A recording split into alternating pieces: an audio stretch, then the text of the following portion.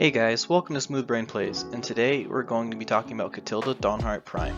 She's a green and a white commander with protection from werewolves. Human creatures you control have tap, add 1 mana of any of this creature's colors, and 4 green and white, tap and put a 1/1 counter on each creature you control. Now as you guessed it, this deck is basically using all of your humans as mana dorks. So let's get into some of the best human creatures you can have in this deck. Let's start off with, you guessed it, Esper Sentinel. Not only will this card let you draw on everyone else's turn when they cast non-creature spells, but also can tap for mana. Next, Abzan Falconer. Basically he has Outlast, and if you have a creature with 1/1 counters on it, it'll give them evasion. So all of your human creatures with 1/1 counters will get flying, give you easy evasion for a lot of decks, and guess what? Your commander can give everything counters. Next, Sereth the Viper's Fang. This is another form of evasion, basically giving all of your tapped creatures Death Touch and untapped creatures Hexproof, which comes in all very handy with this deck. Next, Sanctifier Envek. She's basically just a hate card, keeps all of the black and red creatures out of the graveyard, and basically stops any graveyard trickery going on. Let's talk about some ways to speed up your game plan. First off, Crashing Drawbridge. It's 2 generic mana for an artifact creature wall with Defender, and tap. Creatures you control gain haste until end of turn. Just a very sneaky way for you to give your creatures haste in Selesnya. Next, Thousand Year Elixir, which is 3 generic mana for basically the same thing as Crashing Drawbridge, except it has pay 1 and tap to untap target creature. So basically you can tap a creature for mana, then use this and tap it again if it has a certain ability or something you want to use a second time. Next, Leyline of Abundance, which if it's in your opening hand, you can play it for free, which is awesome, perfect opening card, because it has whenever you tap a creature for mana, add an additional green. And then, last but not least, Quest for Renewal, which is 1 and a green enchantment. Whenever a creature you control becomes tapped, you may put a quest counter on Quest for Renewal, and as soon as you get 4, you get to untap all creatures during each player's untap step. This is basically a Seedborn Muse for your deck. So every player's turn, you get to untap all your creatures, and if your commander is out, you get to tap those for mana. So it is basically the best way to outperform and outvalue any other deck on the field. So now that we have all that mana, let's talk about some ways to use it. First off, we'll talk about Endraiser Forerunners, which is 5 green, creature boar, vigilance, trample, haste, and when Endraiser Forerunners enters the battlefield, other creatures you control get +2/+2, gain vigilance and trample till end of turn. Then Giant Ankeg, which is 6 green, creature insect with trample, ward 2. Other creatures you control have trample and ward 2 as well. Also, we have Kyler, Sigardian Emissary, which is 3 green and a white, legendary creature human cleric. Whenever another human enters the battlefield under your control, put a 1/1 counter on Kyler, Sigardian Emissary. Other humans you control get +1/+1 for each other counter on Kyler. And then of course, Kamal, Heart of Krosa, which is 6 green, legendary creature, human druid.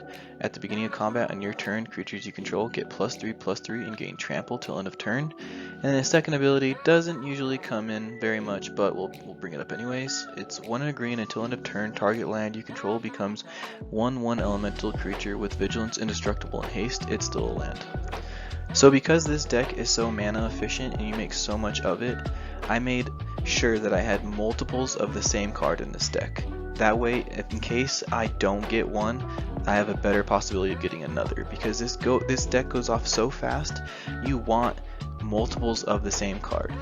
And although it makes your deck a little top heavy, each of your humans is going to be a mana dork, and there's tons of ways to make human tokens and just have so many humans come onto the field. It doesn't matter that you have 10-12 cards that are 6 mana or 5 mana or 8 mana. I've never had a dead card in my hand, because anytime I can get a human out, I'm basically just gaining mana every turn faster than anyone else on the field. So let's talk about the main combo for this deck. It's the Village Bellringer for 2 and a white, flash. When Village Bellringer enters the battlefield, untap all creatures you control. And Livio Oathsworn, which is 1 and a white, legendary creature. Pay 1 and a white, choose another target creature it controls, may exile it with an Aegis counter on it. And then 2 and a white, tap, return all exiled creatures with Aegis counters on them to the battlefield under their owner's control.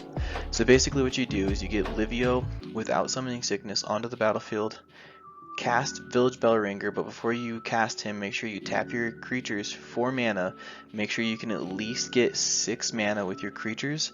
Cast your Village Bellringer, then use Livio's ability to exile it, then return him to the battlefield, untapping all your creatures and making infinite mana. And then ways you can use this mana, or getting your creatures to flash and come back in using other abilities, are with Mentor of the Meek. So when you flash Village Bellringer back into the battlefield, you're going to be able to use Mentor of the Meek's ability to draw cards. So you can basically draw your entire deck and find any answer you need. Also Halana, so you can use her ability anytime Village Bellringer enters the battlefield. You can pay 2 and have another creature you control deal damage to another creature that's on the battlefield. So basically you can just keep playing Village Bellringer and using Halana's ability and still using her to tap for mana with your commander out and take out any blockers your commander or other opponents might have. And then also if Kyler is on the battlefield, then you're just continually making 1/1 counters on Kyler, making all of your humans massive creatures. And there's tons of ways to give your creatures trample, so there's no problem getting through. Next off, let's talk about some ways to protect your combo and to stop your opponents from doing what they want. First, Veil of Summer. For 1 green, it's an instant. Draw a card if an opponent has cast a blue or black spell this turn. Spells you control can't be countered this turn. You and permanents you control gain hexproof from blue and from black until end of turn. Basically, just to interrupt the stack and to stop them from destroying anything that you have on the board. Ground Seal, 1 and a green enchantment. When Ground Seal enters the battlefield, draw a card so it replaces itself. Cards in graveyards can't be the target of spells or abilities. Just a way to stop any of those crazy black or red decks that want to throw cards in the graveyard and recur them. This is a cheap way to stop them from interacting with those cards. Next, everyone's favorite, Grand Abolisher. It's white creature human cleric. During your turn, your opponents can't cast spells or activate abilities of artifacts, creatures, or enchantments. Basically, just a way when it's on your turn to lock out anyone else, and he can tap for mana. I love it. Just a perfect way to stop anyone from doing what they want on your turn, so you can do whatever you want, have free reign, and you can still use them to tap for mana. Next off, Calamity's Wake. 1 and a white instant, exile all graveyards. It's another graveyard hate card. Players can't cast non-creature spells this turn. Exile Calamity's Wake. So basically what you would do is just cast this at the beginning before you try to combo off or do anything. If someone interacts with it, there you go. That's one of those counter spells off, and then it's just out of their hand. So if it doesn't resolve, it's still fine. But if it does resolve, then it's perfect because your combo doesn't have anything else to do with non-creature spells. It's all creature based. Lastly, Autumn's Veil. For a green instant, spells you control can't be countered by blue or black spells this turn, and creatures you control can't be the target of blue or black spells this turn. Same thing as Veil of Summer, just another duplicate of it, but it works perfect for this deck. And you know what? It's cheap, so it's perfect to use. So there you go, guys. There's a quick synopsis of the deck. It's basically just a Selesnya human tribal deck that makes all of your humans mana dorks, and it gives all of your creatures plenty of ways to gain trample, evasion, hexproof. It interacts with the stack in surprising ways that a lot of people don't really expect from green and white. It has a lot of graveyard hate because that's such a common